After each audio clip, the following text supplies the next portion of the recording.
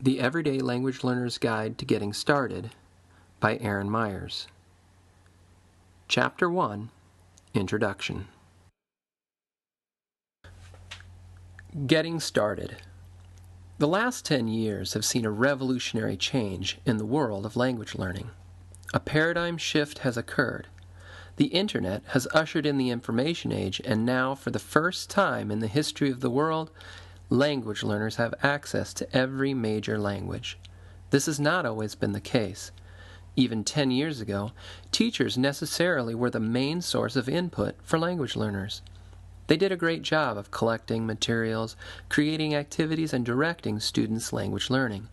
But with the Internet age, not only do language learners have access to every major language in the world, they have access to both high quality and an almost infinite quantity of resources as well. And herein lies the problem. While the playing field has changed astronomically, the way we play has not.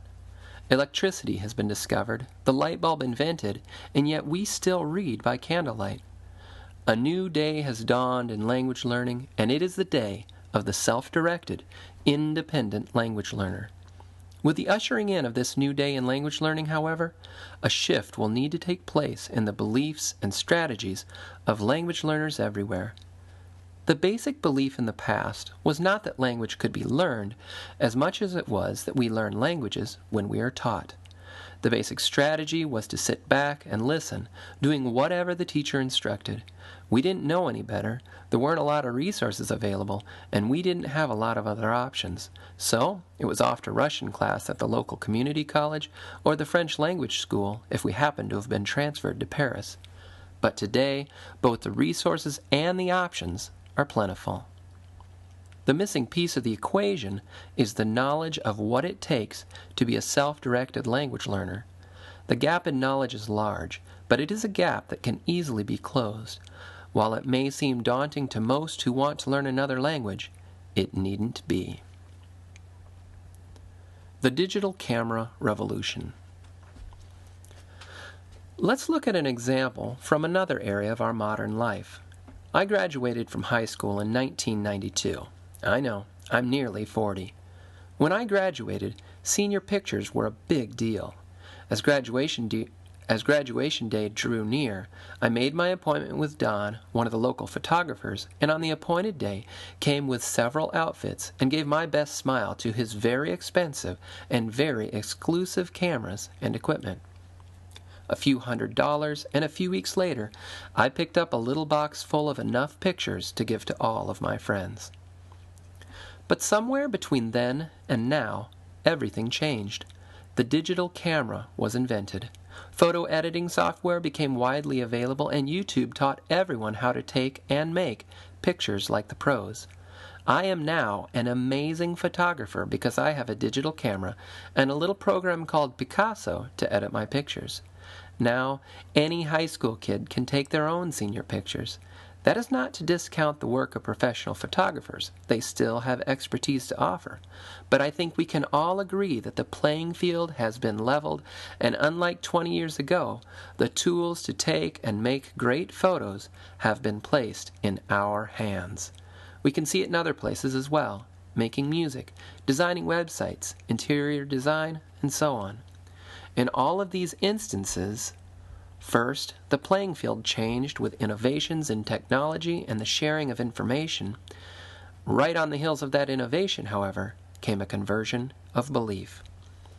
Before the digital camera, we believed that great photography came from professional photographers and professional photographers alone. We, on the other hand, were relegated to poor quality snapshots. Slowly and surely, though, our beliefs about photography changed. It didn't happen overnight. We saw our friend's new digital camera and thought it was neat, but would never catch on. Then we saw their photos. Amazing! Cameras got cheaper and easier to use. Software got cheaper and then free. How-to books were published. Websites popped up dedicated to helping me, the average Joe, take amazing photographs. Suddenly, we were empowered to be great photographers. A revolution had taken place, and we didn't even know it. The language learning revolution. A revolution is taking place in language learning as well. The innovation has come, the technology is here, and the resources are abundant. The missing piece is the change in beliefs of learners like you. You need to be empowered to be self-directed language learners.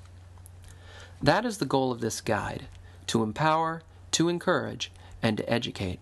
As I've thought about this, have worked to become a self-directed language learner of Turkish, and begun coaching others along their own language learning journeys, I've come to recognize that one of the first tasks in shifting beliefs from a teacher-directed mindset to a self-directed mindset is to give you an understanding of how to go about learning language. In the classroom, the teacher did all of this for you. And so if the shift is to take place, it is essential that this new way of thinking be adequately explained so that you, the everyday language learner, can be empowered to be successful. It is what I work to do at my blog, and will inevitably be a broad and evolving discussion. My hope is that this comprehensive guide will help you think about language learning in this new paradigm and lead you into the amazing life of the language learner. It goes without saying that nothing here is new. These ideas are merely my slant on the great corpus of work that has already been presented by others. Hopefully, my perspective on these ideas will be helpful. Before we go any further, however, I want to take a moment to talk with you about the secret ingredient to language learning. The language learner's secret ingredient. The first and perhaps most important ground rule for language learners is the idea of comprehensible input. This is the secret ingredient and is the bedrock upon which all language learning rests. It is an idea that's been around for some time, but was articulated most clearly by a professional language guy named Stephen Krashen. The idea behind a comprehensible input is that languages are acquired in one way: when we understand messages, when we understand what people tell us or what we read. We don't need to understand every word and every grammar form, but we do need to understand the basic message that the speech or text is carrying. Let me explain with an example. If, as a new Turkish learner, I had turned on a radio program about medical science, I would have heard a great deal of Turkish, but would have understood nothing. No learning would have taken place, and for the most part, I would have wasted my time.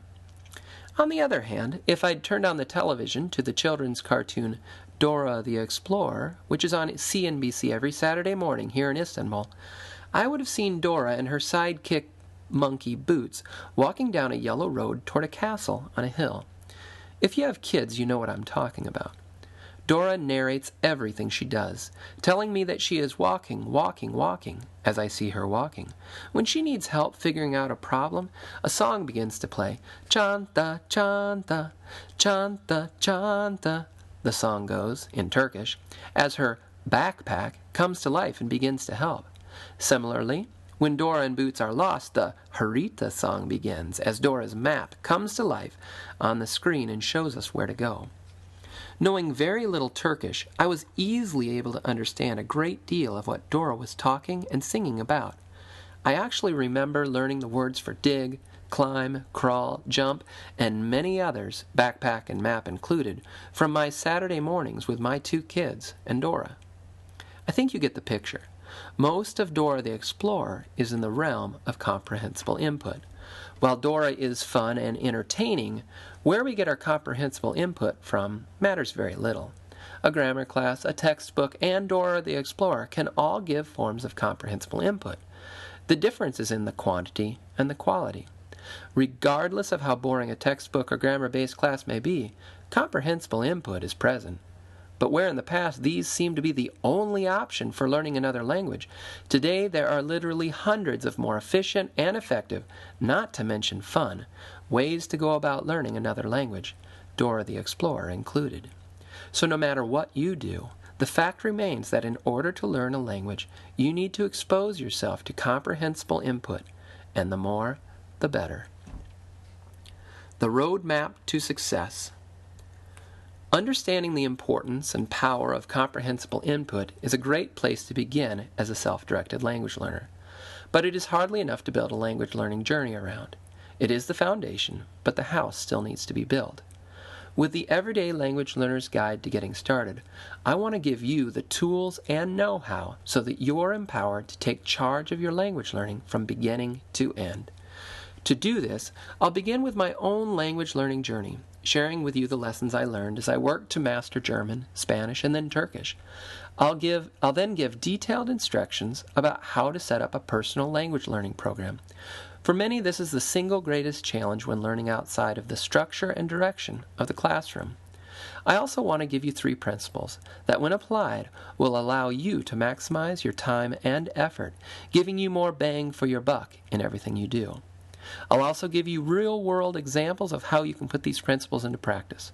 Finally, be sure and visit the resource page at the back of this guide or the online version at the Everyday Language Learner website.